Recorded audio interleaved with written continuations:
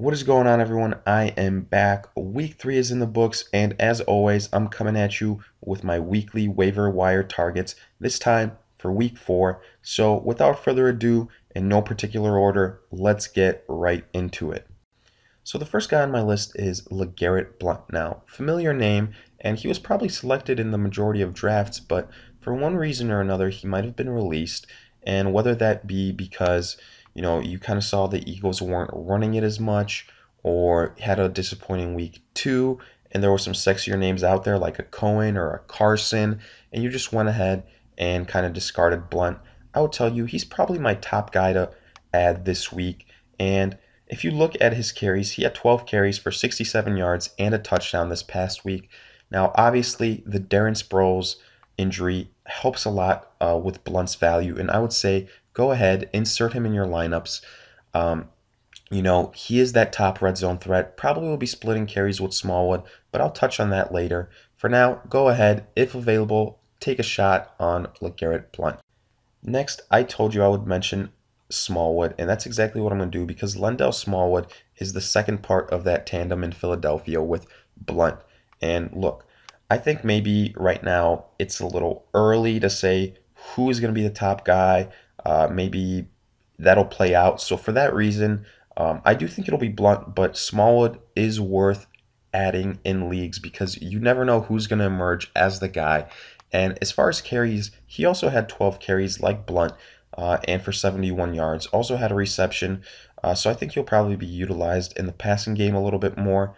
Now, the Eagles did sign Kenyon Barner, so it'll be interesting to see how much they'll use him, but I do think that Smallwood and Blount will be the two main guys. Maybe Smallwood also gets a little bit of a boost in PPR leagues as well.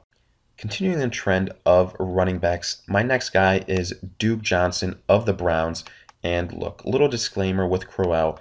Obviously, he was around a third or fourth round pick, and towards the start of that draft season, I was saying stay away from him, stay away from the Browns' offensive players, and I just didn't think that the value matched the skill set with Crowell. And wouldn't you know it, these first 3 weeks, he has been one of the biggest disappointments in fantasy. And the addition of Duke Johnson maybe will help out all those owners that are pulling out their hair with Crowell because honestly, Duke Johnson has looked better to me than Crowell in the Browns games. I know Crowell has gotten more of the carries, but he has done nothing with that. At least Duke Johnson is serviceable in the passing game because last week, week 3, he had 2 carries for 23 yards and a touchdown, but he had 6 receptions for 81 yards. Now, I know the 2 carries is alarming, but still, he was able to do more with that than Crowell, and I think moving forward, Duke Johnson probably will be a little bit more valuable. I would probably target him if I'm a Crowell owner, but in the long run, probably neither of those guys will be that relevant in fantasy for the Browns' backfield unit. Now, transitioning to quarterbacks a little bit, the one guy that I want to talk about this week is Jared Goff because, I'll be the first to admit the Rams have looked good and they've looked good on offense as well. I was saying during the start of the year, stay away from all these guys, and I kind of still actually have that mindset because I would argue the Rams haven't played anyone good defensively. But you know what? That's still a benefit, and if you've been exploiting those matchups, good for you because all those players on the Rams have performed exceptionally well. You look at Goff versus the 49ers, he had 292 yards for 3 touchdowns, and now he has a matchup with the Dallas Cowboys. That defense, I think it can be exploited, and Goff has the weapons around him. So I would go ahead. I think he's a good guy to stream this week when he has favorable matchups in general. So go ahead, put in a waiver wire request. Maybe if you're a frustrated Cam Newton owner, I think Jared Goff will pay off this week. Continuing on, I want to talk receivers, and my top receiver to add this week, if available, Sterling Shepard, because you saw what he did once Odell got back. That freed up a lot of room for the other receivers, not only Shepard, but Marshall too. Still, I think the way that the season has gone for the Giants, Shepard is looking more like the wide receiver 2 in that offense. wasn't maybe drafted in a lot of leagues, maybe was picked up in the first waiver wire period, but then let go. So I would say if he's still available, go ahead, take him because he just went for 7 receptions, 133 yards, and a touchdown. I think with Odell being back to take off a lot of the pressure, and with the Giants looking like they've been trailing for the majority of their games, they'll be airing the ball out a lot. They have nothing going in the running game. So I like Shepard. I like Odell. Marshall probably wide receiver 3 of that bunch, but go ahead, put in the waiver requests. I think Sterling Shepard will be a serviceable guy moving forward. Continuing with the receivers, a guy that I want to also mention is Robert Woods of the Rams. And I know this is an aberration because I've got 2 offensive Rams players on my list. But again, I would say point to the matchup. The Cowboys can be exploited. And mostly I have Woods here because Sammy Watkins is in the concussion protocol. And you saw that in terms of targets, Robert Woods and Watkins were around the same number. Woods had 6 catches for 108 yards, didn't have any touchdowns. Watkins vultured those away, but still, if Watkins will not be playing, Woods becomes the number 1 guy, becomes number 1 threat for getting those receiving touchdowns. And I would say keep a lookout for Watkins' status. If it's looking like it'll be up in the air, I would invest a waiver wire addition on Robert Woods. Now, another name that might be a little bit of a flyer in terms of the wide receiver ranks, Paul Richardson of the Seahawks. He had 2 receptions, 30 yards, and a touchdown. That touchdown is what salvaged his day. But look, the Seahawks finally had that offensive explosion, albeit in a loss. Baldwin looked good. Those receivers looked good. The yards were scattered around. And I think, honestly, that's how it will be with the Seahawks, with Baldwin leading the way. But the reason I have Richardson is because it looked like Baldwin tweaked something in that game. I would say keep a lookout for his status. But Richardson has gotten in the end zone 2 games in a row, and we know how valuable touchdowns are. So especially if something goes on with Baldwin's status, I like Paul Richardson. Not too hard of a matchup with the Colts. I think the Seahawks will come alive offensively again. I think they'll put up a good amount of points. I think, honestly, they have the potential for 30-plus points versus the Colts, and I think it'll be a high-scoring affair where all the offensive weapons on Seattle can benefit.